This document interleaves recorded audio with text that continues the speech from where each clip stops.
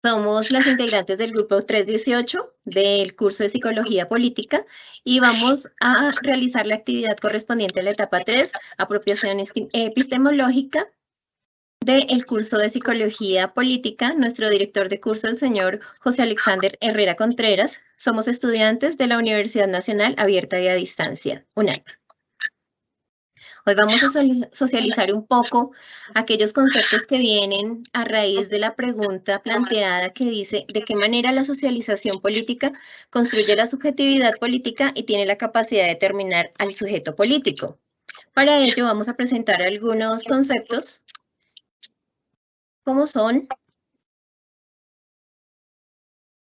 el sujeto político, la socialización política, la subjetividad política y algunos otros. Entonces, Tatiana, ¿quieres iniciar? Claro que sí. Bueno, buenas noches, mi nombre es Tatiana Otero. Voy a hablar sobre la determinación del sujeto político. Bueno, esta se va dando conforme a cómo en las etapas de la vida, el entorno familiar y social van dándole a conocer a los sujetos todo lo referente a lo que es la política. ¿Sí? La posición política a veces viene un poco de los padres, de qué afinidad política son estos y cómo pueden influenciar al sujeto político. Cómo estos van introduciendo a sus hijos en la socialización de la política. Pero hay elementos fundamentales en el sujeto, como la educación, la historia, los relatos de su entorno social y, en definitiva, la realidad del país.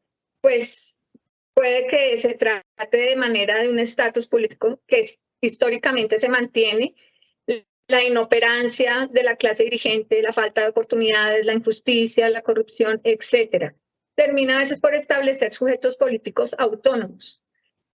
Entonces, considero que la subjetividad, hablando un poco sobre la subjetividad política, conlleva esto y genera sujetos políticos que van conforme a la realidad del deseo de un mejor país, una sociedad incluyente, equitativa, que todos tengamos las mismas oportunidades, teniendo en cuenta, pues, como lo que nos habla Hart, cuando dice las capacidades para expresar decisiones que sean reconocidas por el entorno social y que afectan a la vida propia y a la vida de la comunidad en la que uno vive. Entonces, lo que hagamos como en la comunidad afecta a nuestras familias, a nuestros futuros hijos, y debemos ser responsables de las decisiones que tomamos y del camino que tomamos. Correcto, muchísimas gracias. Mónica, ¿continúas? Gracias, compañera. Mi nombre es Mónica Castellanos. La socialización política se entiende como un método de aprendizaje por el que una persona tiene aproximaciones a todo lo relacionado con lo social, teniendo pues una influencia de todo ese entorno, como medios de comunicación y personas que lo rodean. Asimismo, pues se aplica la subjetividad política y va formando una idea de acuerdo a lo social. Pero sin embargo, esto no es que se establezca, sino que se transforma según la edad, desde el objeto, la época, el estrato social, entre otros. Y también, pues, por lo cual una persona va construyendo su propia ideología. Esta puede ir completamente influenciada por personas o diferentes fuentes y que se convierte, pues, a futuro en un sujeto social. Es ahí donde pues está la importancia de la socialización política, ya que es el medio por el cual una persona define su concepto político-social y de acuerdo a ello pues aportará de forma ya sea negativa o positiva a la construcción de la sociedad. Gracias. Perfecto, muchísimas gracias. Alina, cuéntanos. Mi nombre es Alina Rosa Padilla. Les hablo del concepto de la subjetividad política, ya nombrado antes por mi compañera, pero la subjetividad en el contexto social va en procura de mejorar la calidad de vida de las personas en un componente social político, que ayuda desde su propia convicción social, desde su entorno, desde su ambiente, desde su calidad de vida, a mejorar las condiciones en cuanto a las posibilidades que pueda ser un representante social, una persona que comparta la democracia de un país de acuerdo a las necesidades de su entorno, de su pueblo, de su comunidad, de su región, de su familia y las posibilidades y oportunidades que tenga desde su medio ambiente para mejorar estos procesos en pro de unos movimientos sociales, ya sean políticos. Por ejemplo, se puede nombrar las políticas en los diferentes partidos políticos, pero que se hace parte de esa subjetividad, conocer su entorno, los movimientos políticos, cómo se maneja el gobierno, cuáles son sus leyes y cuál es su comportamiento para ser partícipes de este proceso de comportamiento y socialización política. Perfecto, Gracias. muchísimas gracias. Ok, María, cuéntanos. María. Tienes el micrófono. Estimado tutor, compañeros, buenas noches.